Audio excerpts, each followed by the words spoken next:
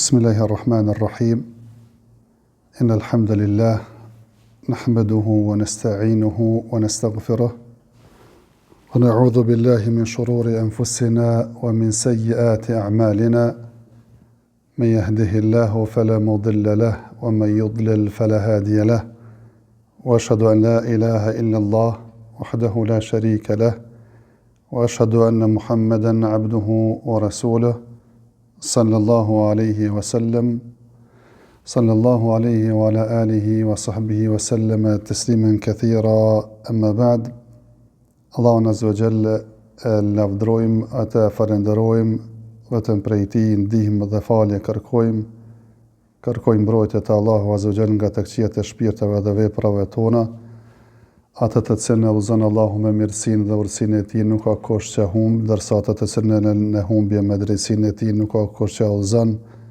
Dëshmoj se nuk meriton të adhurohet askush me të drejtë përveç Allahut, I cili është një dhe nuk ka shok. Dëshmoj se Muhamedi sallallahu alaihi wasallam është Rabb dhe I dërguari I Tij, paqja, mëshira, bekimet e Allahut Azza wa Jall qofshin mbi të, mbi familjen e Tij të ndershme, mbi shokët e Tij besnik dhe mbi gjithë ata të cilët e përcjellin në rrugën e Tij deri në ditën e gjykimit. Sonte me lejen e Allahut Azza wa Jall do të vazhdojmë me një cikël të ri të ligjëratave që ka të bëjë me dispozitat në lidhje me haxhin edhe umrën, pasi që faktikisht ka mbetur parafërsisht një muaj e gjys, domethënë deri në haxh, e kem njerëz që shkojnë për çdo vjet në haxh, edhe për xhamisë tonë, edhe për xhamive të tjera. Është mirë, ashtu si çdo ibadet para se me krye njeriu me I marr disa njëri bazike, elementare në lidhje me ibadetin që po don me kry, qofse I obligohet me u fal, duhet me ditë qysh mu fal. Qofse I obligohet me agjëru, do të me ditë qysh me agjëru. Qofse ka mundësi materiali me dhon zakat, duhet me ditë dispozitat lidhje me zakatin. Qofse don mu martu, do të me ditë lidhje dispozitat lidhje me martesën. Mirë po edhe ai I cili do me shku në haxh, është shumë e palogjikshme, domethënë që me marr këtë rrugë, këtë lodhje, gjithë atë shpenzim, edhe mos me ditë gjërat bazike dhe elementare që kanë bëjnë me haxhin.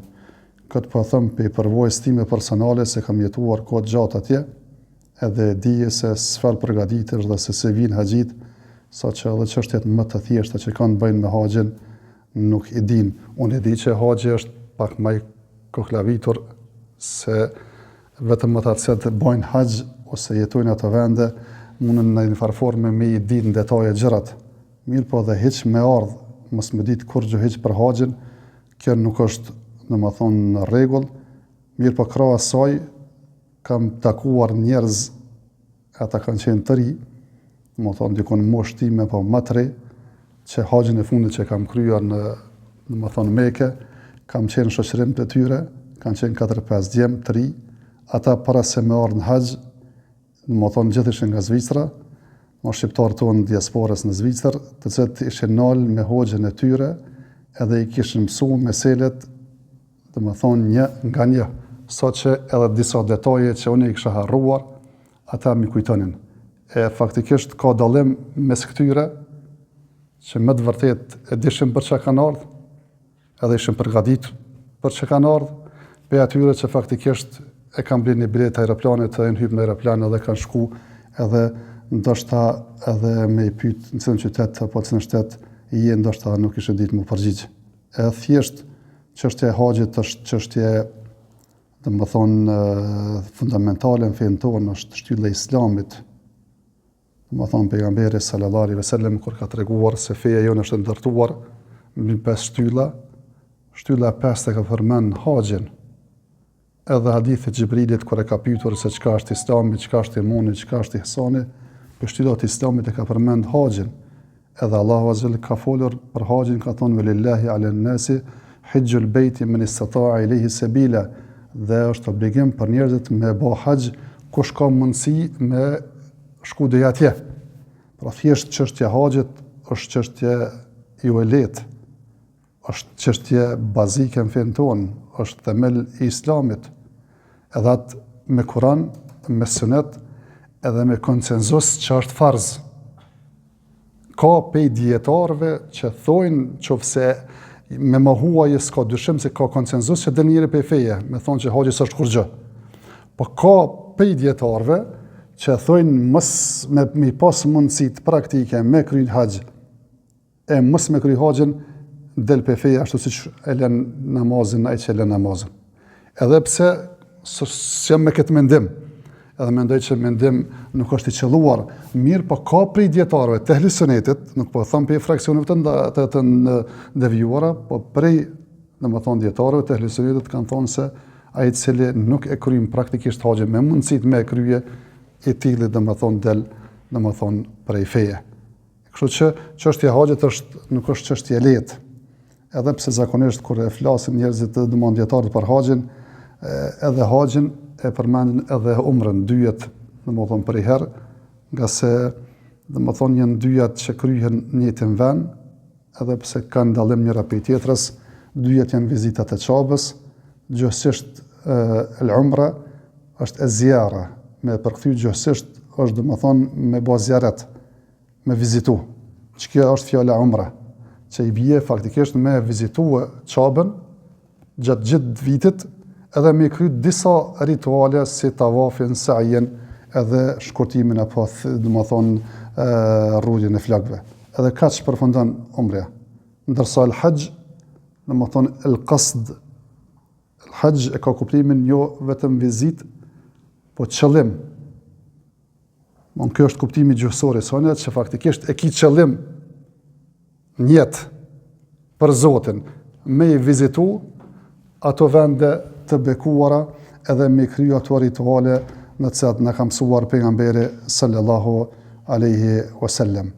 Thjesht është një prej veprave më të sinqerta që mund të më bëjë njeriu, nga se realisht nuk është duke vizituar në një vend të bukur, me bukurie, me natyrë të bukure, të gjelbrim me kështu me radhë, faktikisht ai i cili shkon me të vërtet duhet me shkue, thjesht vetëm për Zotin, se nuk është që ato shkon me pa diçka bukur në atë aspektin, domethënë pe bukurive të kësaj natyre, të kësaj dunjaje, me pa male të bukura, me pa gjelbrim, me pa lume kështu me radhë, mirë po shkon me vizitu ato vende të shenjta në vendin e parë, i cili është ndërtuar për me u adhuru Allahu Azza wa Jall. Pra këto janë dy çështje. E para, çështja se domethënë haxhi është shtyllë e fesë, edhe e dyta çfarë kuptimi ka fjala haxh edhe umre, edhe çka domethënë përkufizohet shariatikisht. E masandej dietarët kanë pas mos pajtime se haxhi është farz, thash me Kur'an, Sunet edhe me ixhma, me konsenzus, po umra është e njëjta ajo. Shumica e dietarëve thonë s'pako një umre në jetë është edhe ajo farz. Edhe e mbështetin në shumë argumente, prej tyre është ajeti kuranor wa atimmul hajja wal umrata lillah, edhe kryeni haxhin e umrën për Zotin. Kjo e dyta ka ardhur në hadith vërtet pejgamberit sallallahu alaihi wasallam, kur Aisha ka pyetur a ka për neve xhihad, a ka për neve luftë, që edhe ne me marr pjesë si burrat me marr shpërblimin e xhihadit, ka thonë për juve ka luftë, po pa domethënë ka xhihad pa luftë. Edhe ka përmendur domethënë çështjen e haxhit edhe umrës. Ka në hadith vërtet pejgamberi sallallahu alajhi wasallam, një sahabi ka pasur në Burazin, ka pyetur pejgamberin se për babën e vetit se është në shtym mosha smut me kry haxh, ta bën me bë haxh për ta. Ta të bë haxh për ta dhe bë umre. E ka edhe hadith tjetër domethënë që ka një domethënë një njeri ka e thonë Omerit radhiyallahu ta'ala anhu se e kam gjetur, domethënë për asoj që e kam kuptuar për fesë, se haxhi dhe umreja është janë obligim për mua, edhe unë i kam bë bashk. Ka thonë Omeri, ja ke qellu sunetit pejgamberit sallallahu alaihi wasallam, që faktikisht dyjat janë që duhet me u kry. Thash, kjo është mendimi më i saktë, edhe mendimi i shumicës, edhe pse ka dietar që realisht kanë mendimin që umreja nuk është, domethënë si haxhi farz, po është vetëm sunet, edhe s'po them që është ndonjë mendim ansor ose ndonjë mendim i papërfillshëm, ka se Ibn Taymija, një prej dietarëve të shuar të botës islame, ai ka këtë mendim që realisht umreja nuk është farz, po është vetëm sunet, se nuk ka ndonjë argument të qartë decisiv, domethënë që e ngrit nivelin e umrës në nivelin e haxhit domethënë në farz fjala në obligueshmërisë, edhe nëse thojmë dyja në obligim, nuk krahasohen domethënë haxhi me umrën se haxhi tash është thyrë e Islamit e umra, nëse thojmë se është farz, nuk është domethënë në nivelin domethënë e haxhit. Kjo sa i përket kësaj mesele. Mesele tjetër që kanë trajtuar dietarët të haxhi është kush e ka obligim haxhin. Kjo është shumë rëndësishme se do t'i marrim kushtet edhe do t'i krahasojmë kushtet që i ka cekur shariati edhe kushtet që i dëgjojmë shpesh në përgjuhat e njerëzve në për muhabetet tona, për nejat tona, që faktikisht për to nuk ka askur mend as nga Kurani, as nga Suneti, besa as nga logjika dhe e shnoshën njeriut. E pe kushteve që i kanë cekur dietarët, si çdo gjë tjetër, domethënë për më të bë obligim haxhi është me qenë musliman, nga se realisht ai i cili nuk është musliman nuk e ka obligim haxhin në këtë gjendje. S'po them që faktikisht s'kam marrë përgjegjësi, se i kom thonë edhe ja kom krahasu kur kena folur ndoshta për agjërimin e për vepra tjera që nuk e kanë obligim me agjëru ose nuk e kanë obligim me fal, s'do të thonë që me amnestua ata që hajt se jepa besimtarë mos u fal. Kjo i kom thonë është si puna e abdesit të namazit, që i thojmë njeriu ti s'bën mu fal pa marr abdes, s'pe thojmë ti mos u fal, po i thojmë merr abdes e mos andaj falo. Edhe këtina që i thojmë nuk e ki obligim që në gjendje se para kësaj e ki obligim vë musliman. E mas andej me u falë, ose me agjeru, ose me kry haxh, po thëmë nuk është kjo për me amnestu kërkon. Se faktikisht kemi cekur dhe jetë e kuranore që dhe më thonë kur është cekur dhe më thonë gjendje pa besimtarve, edhe besimtarve në bisede sipër që e bojnë në xhenet e në xhehenem, edhe xhenet liti pysin xhehenem lit, se pse një ardhë në xhehenem, një pe pyetjen përgjigjeve ka thonë lem nakum minel musallin, si na kon namazli. Një pe arsyeve pse jem xhehenemli është se si na fal. Domthon faktikisht që bie që përveç se kimu dënuar edhe ky sebeb i kufrit kimu dënuar edhe pse si fal, edhe pse si xhenu, edhe pse s'ka dhënë zakat, edhe pse s'ka bë haxh ashtu më radh mirë, po që gjendje çfarë je, si pa besimtar nuk e ke obligim pa u bë musliman. E këtë mbështetur në jetë kuranore.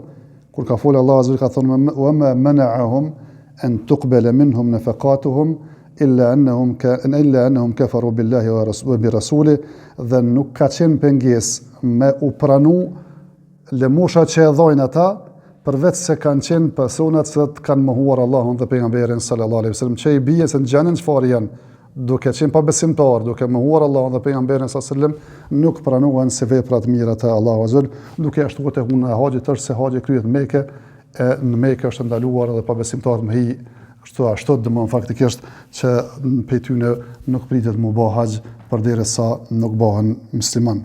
Çështja e dytë apo kushti i dytë që kanë cekur dietarët e kanë cekur çështjen e lirisë. Kjo është kusht më tepër në atë kohë kur ka pas domethënë sklav dhe ka pas rob, që faktikisht ata e kanë pasuria e tyre është pasuria e zotërisë së tij. Ata janë nën direktivat e zotërisë së tij, nuk e kanë lirinë as me pas domethënë para, as domethënë me shku ku dojnë, çka me çka dojnë, që faktikisht këtë gjendje nuk e kanë obligim përderisa nuk kanë as pasuri e as nuk kanë liri. Edhe pse do të marrëm vazhdim, se nëse ai zotnia e tina e ka marrë me vete dhe shku ka bo haxh, faktikisht haxhi i tina pranohet, edhe shpërblehet për atë punë. Mirë, po në çdo gjendje çfarë është, nuk e ka obligim. Kushti i tretë është që njeriu me konë moshrritur për më të bë obligim. Më thonë thjesht me hyrë në moshën e pubertetit, kur të bëhet obligim edhe namazi, edhe haxhi, edhe zakati, edhe domethënë edhe agjërimi, kështu më radh se zakati, domethënë bëhet obligim nëse ki pasuri dhe nëse si i madh. E këtë mbështetëm në hadithin e pejgamberit sa që ka thonë, domethënë lapsi që i regjistron veprat është i ngritur prej 3 personave. Njëri prej tyre ka cekur për fëmijën derisa mos jetë moshrritur. Faktikisht sevapet i shkruhen, mirë po gjunohet jo. Mirë po në çdo gjendje që është qofse e kryen ka shpërblim. Mirë po edhe nëse e kryen këtë gjendje nuk e ka kryer obligimin e Islamit.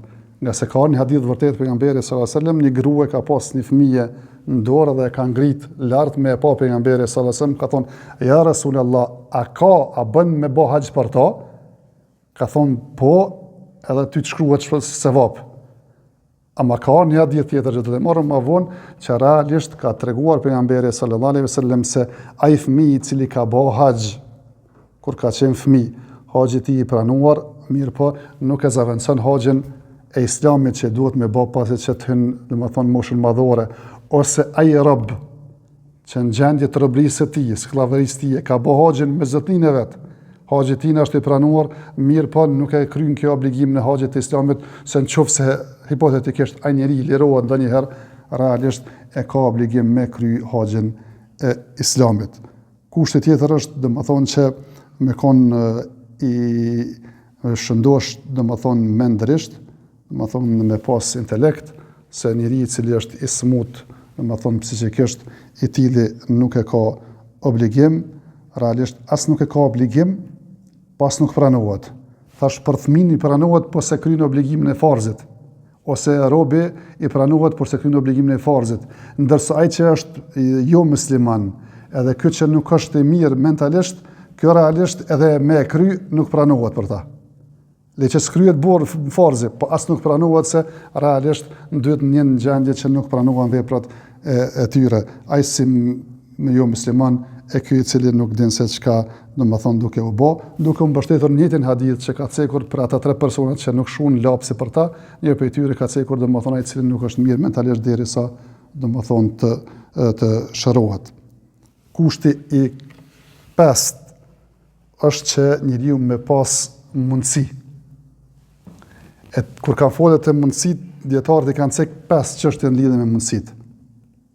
E kanë cekur çështjen e shëndetit, që me konë mirë me shëndet, që fizikisht me i përballum, domethënë haxhin, nga se kush shkon haxh e Allah ja mundsoft atij se s'ka qenë me shkuë, realisht kur ka thonë pejgamberi sallallahu alajhi wasallam është xhihad pa luftë, ka gjë një farë sakrifice, ka gjë një farë mundimi, edhe pse në kohën bashkëkohore janë gjërat ka gjë më të lehta, po prapë se prapë haxhi ka obligimet e veta dhe lodhet e veta që më të vërtet kërkon që me kon njeriu fizikisht i përgatitur dhe me kon shëndosh.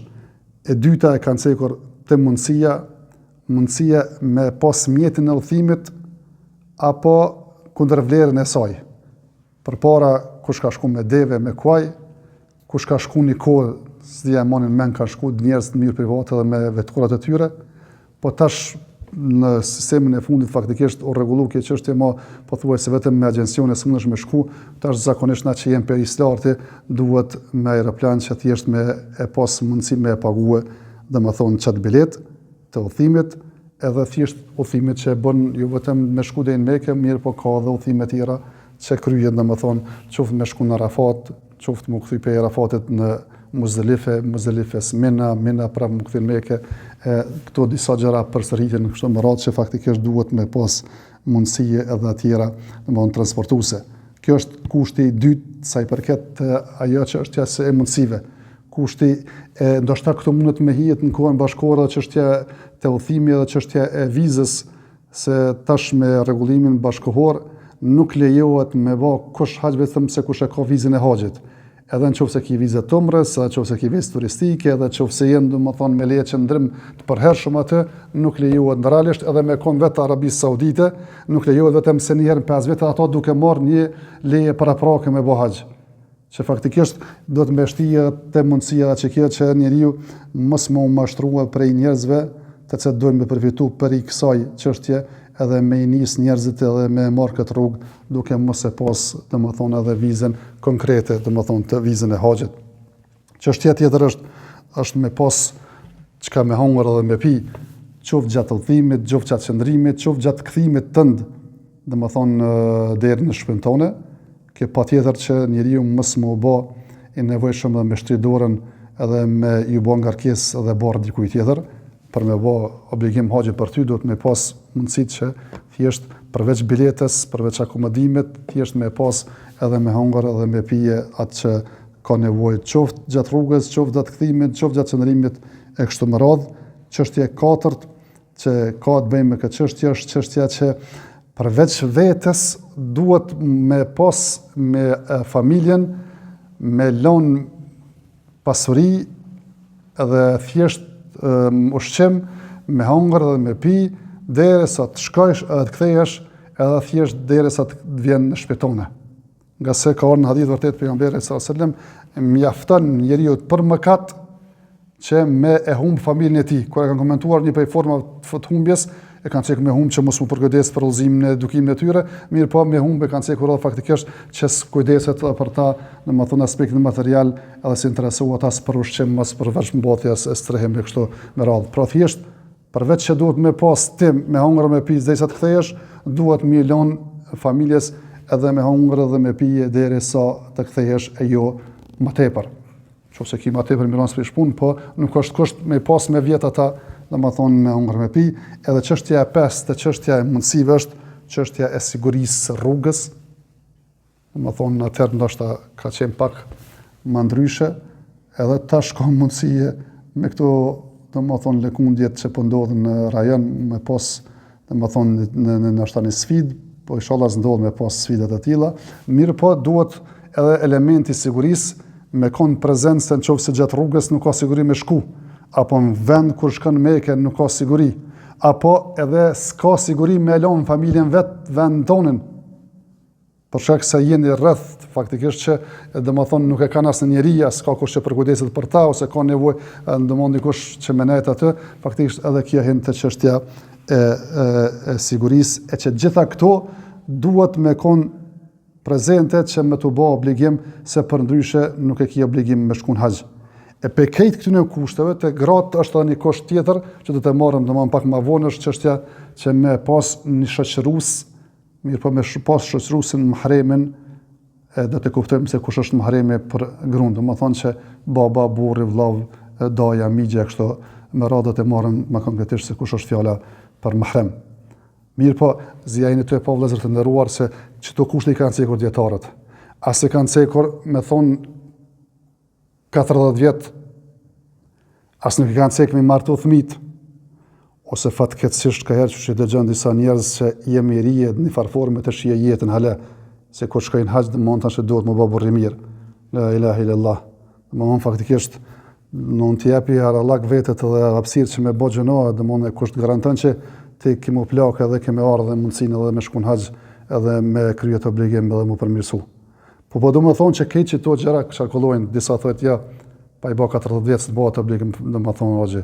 Dikush ja, s'do bëhet obligim faktikisht pa i martu fëmijët, e që realisht këto faktikisht janë vetëm spekulime që i dëgjon për njerëzve pa deturi, ka herë janë ashtu mundon me janë veshkën ai hoxhës, s'po them që asnjë po mirë, po kjo nuk ka kur far baze në fen ton, e kjo më ron është në zot, më thon nuk është koha si embirie të shije jetën e kur plakna, domethënë shkojnë haxh dhe i laj kusurat. Kjo është domosdoshmë fatkeqësia më e madhe që mund të më dëgjojë njeriu në lidhje domethënë me jetën e tij dhe me haxhin e tij. Këto janë ato kushtet, edhe pse masane dietarët i kanë sikur i kanë dhënë një farforme tjetër, se thash disa pe kushteve është me të bë farz.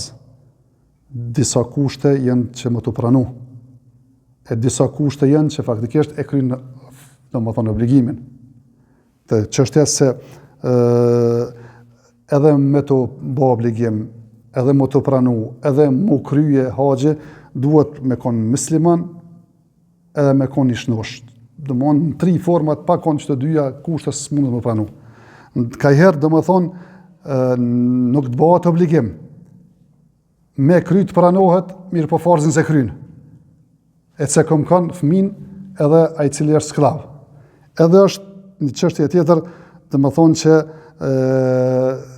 më të borçin e kryn. Edhe dhe më thonë pranohet, mirë po obligim se ki në atë gjendje. Kur s'ki mundësi materiale, faktikisht se ki obligim me bo. Qofse e kryn, edhe dhe më thonë pranohet, edhe dhe më thonë e ke kryje obligime, s'ke nevoj me përsërit. Çështja tjetër që e kanë cekur dietarë në lidhje me haxhin është çështja se haxhi është obligim vetëm një herë në jetë.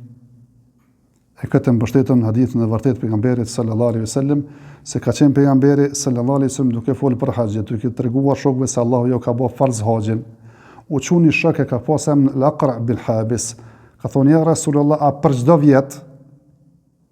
Ka thonë pejgamberi sallallahu alaihi wasallam, se të kisha thonë po, kish më bë obligim për çdo vjet, mirë po haxhi është vetëm një herë, e ajo çka bëhet pasojna është domethënë nafile, edhe është domethënë vullnetare.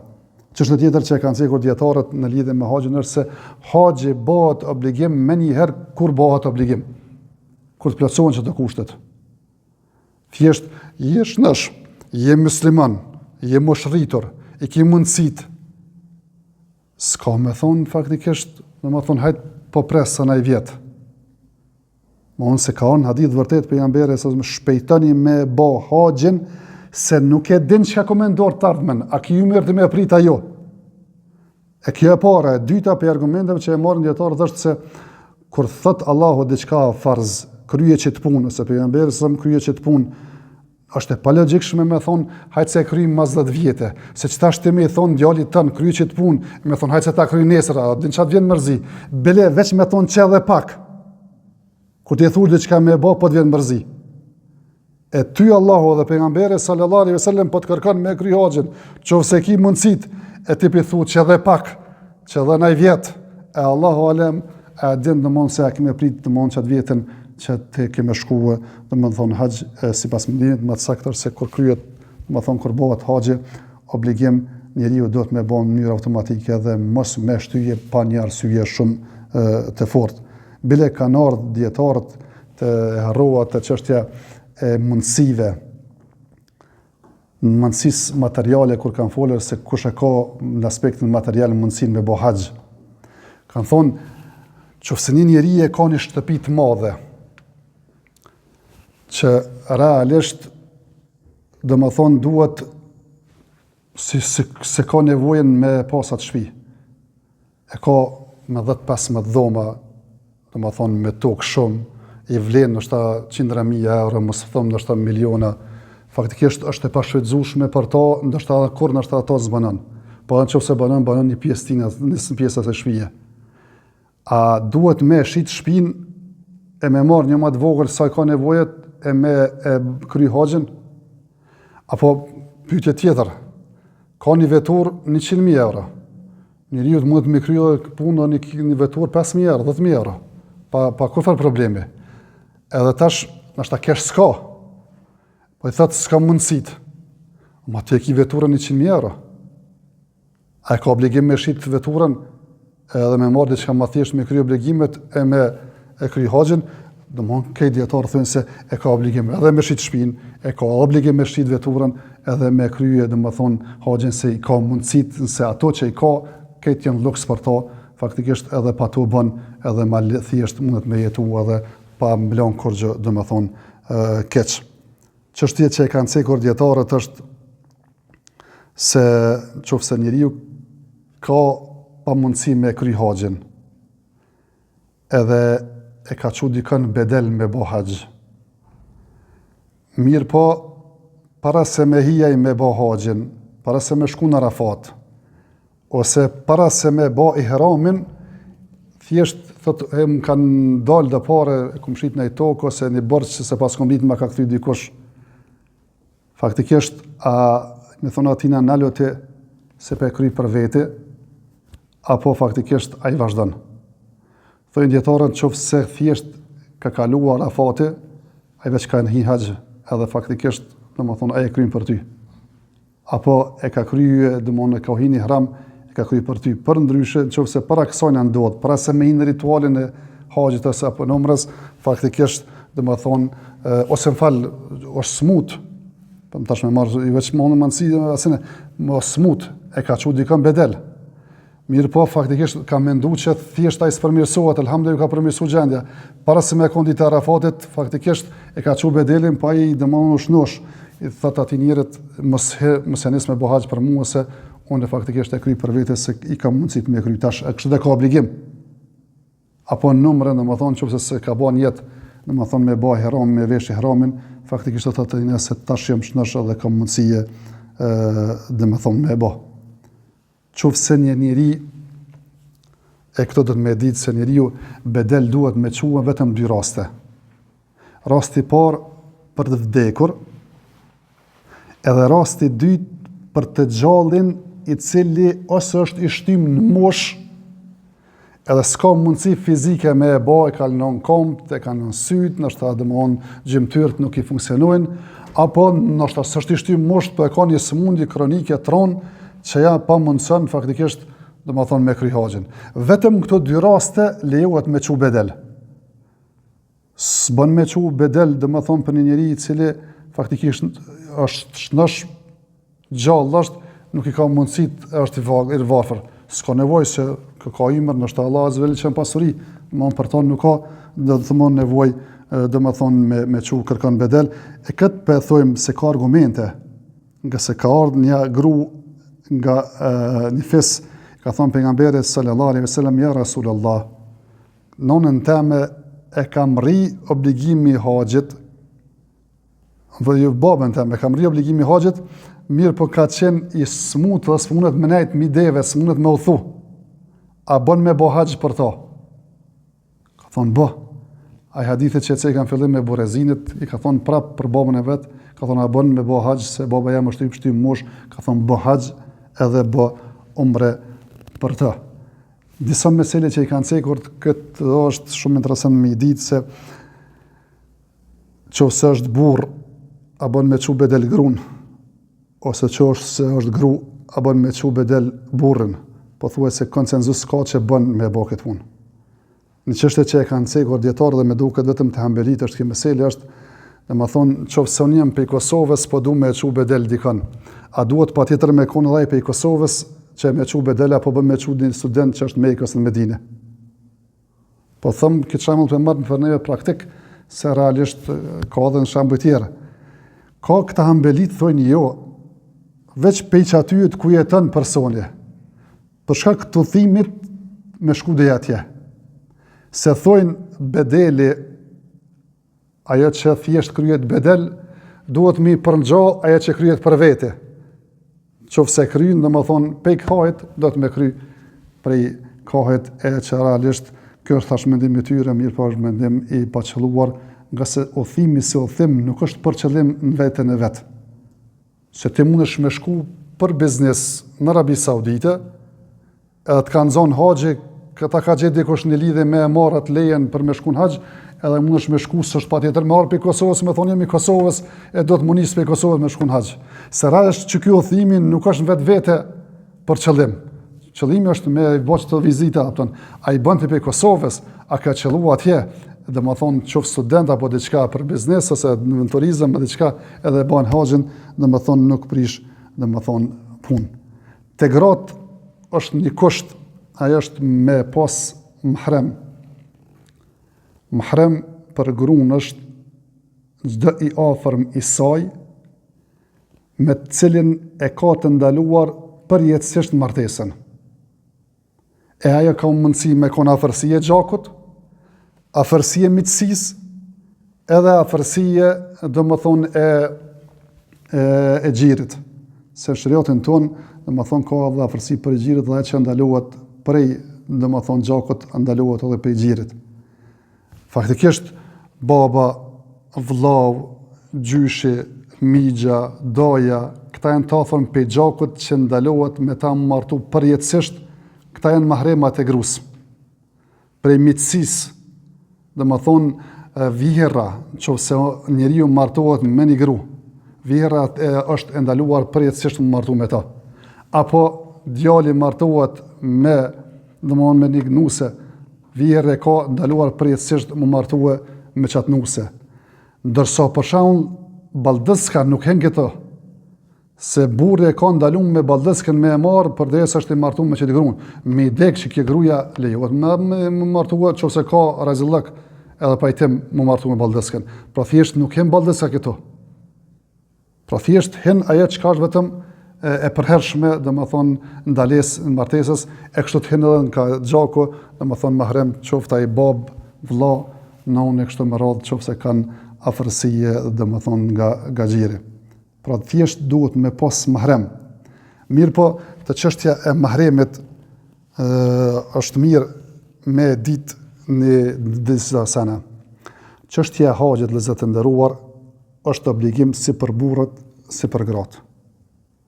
Qysh është namazi farz për burrat, edhe haxhi është farz për burrat dhe për gratë, është edhe haxhi për burrat dhe për gratë.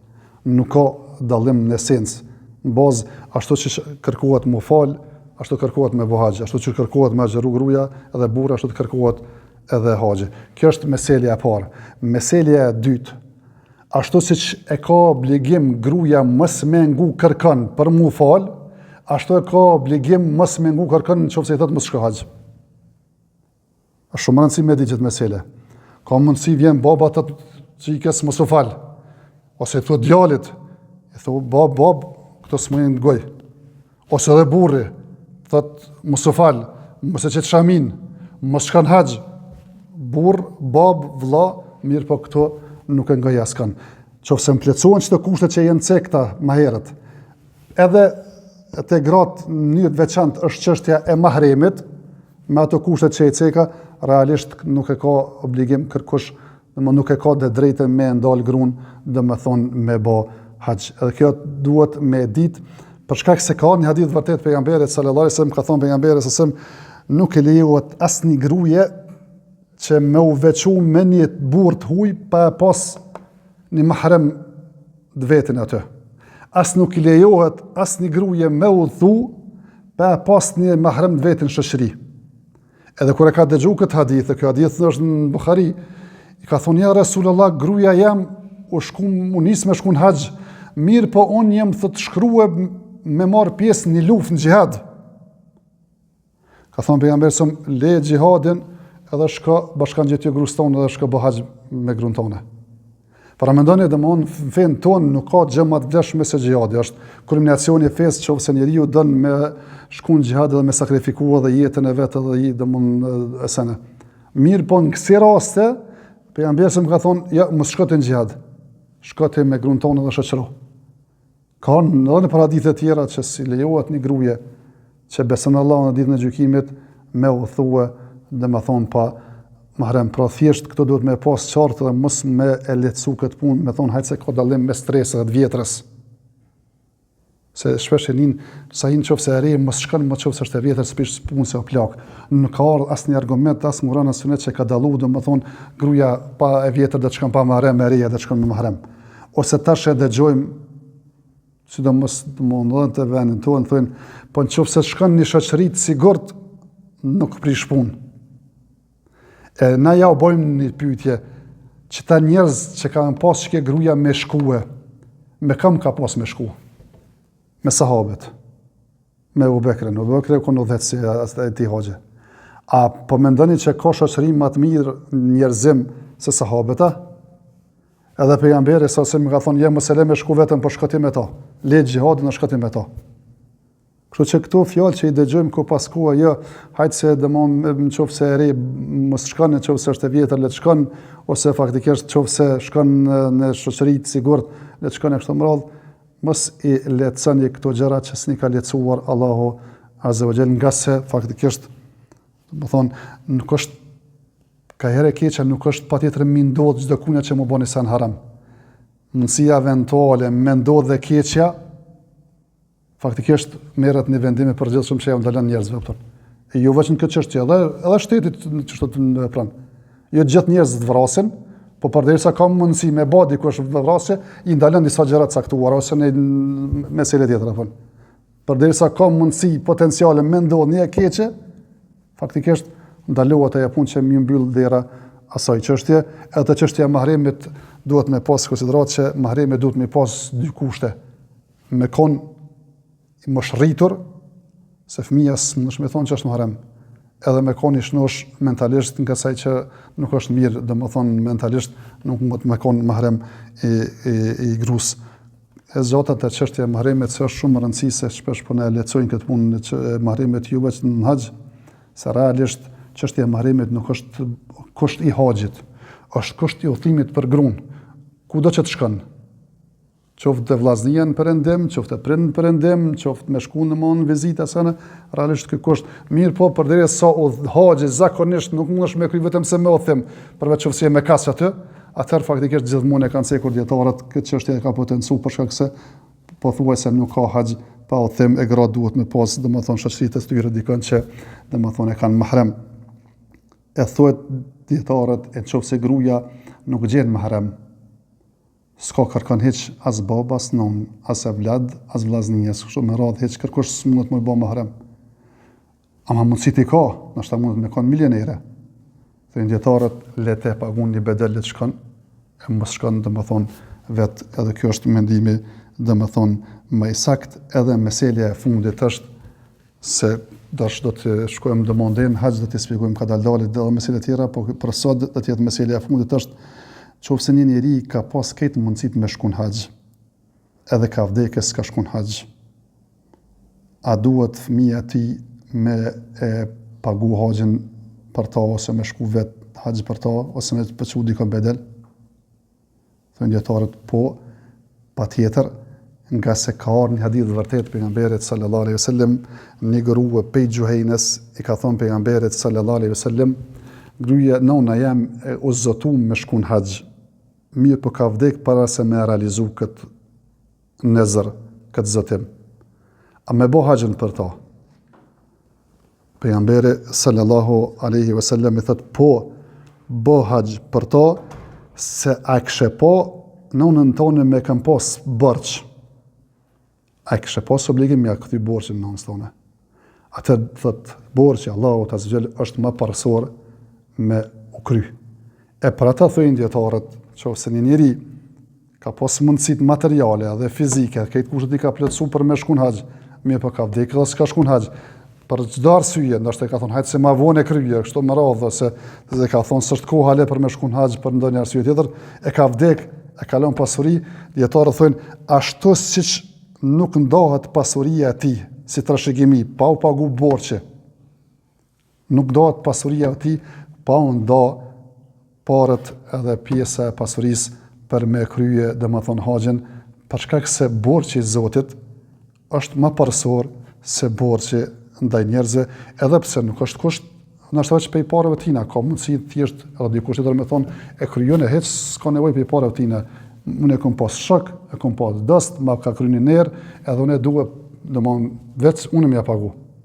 Edhe me kry haxhin e Islamit, më me çu bedel. Nuk është kusht, mirë po nëse s'ka njëri të tillë, atëherë pej pasurisë tina do të më ndaje edhe më paguë se borxhi Allahut azza wa jall është më parësor më la se borxhet e njerëzve, e për ata na i bëjmë ftesë çdo njeri i cili ka mundësitë që faktikisht le të kryjmë këtë punë, e mos të lënë për nesër, hajtë se derisa të martoj fëmijët, hajtë se det plakna, hajtë se të bëj 40 vjet kështu më radh, se Zoti e din, domethënë kush ka ymër me prit domethënë haxhin tjetër, Allahu na mundsoft, domethënë që me shku në haxh sa më shpejt, se edhe ne që kena qenë disa herë na mërzit me shku në haxh, Allah ja mundsoft çdo besimtarit që s'pakon herë në jetë me vizituar vende dhe me bë haxhin dhe me na e pranu neve, nga se ai cili shkon bën haxh e nuk bën mëkate, nuk fol fjalë dyta, kthehet prej haxhit se atë ditë, domethënë që ka lindur nana, wa akhiru da'wana alhamdulillahi rabbil alamin, wa sallallahu wa sallam ala nabiyyina Muhammad.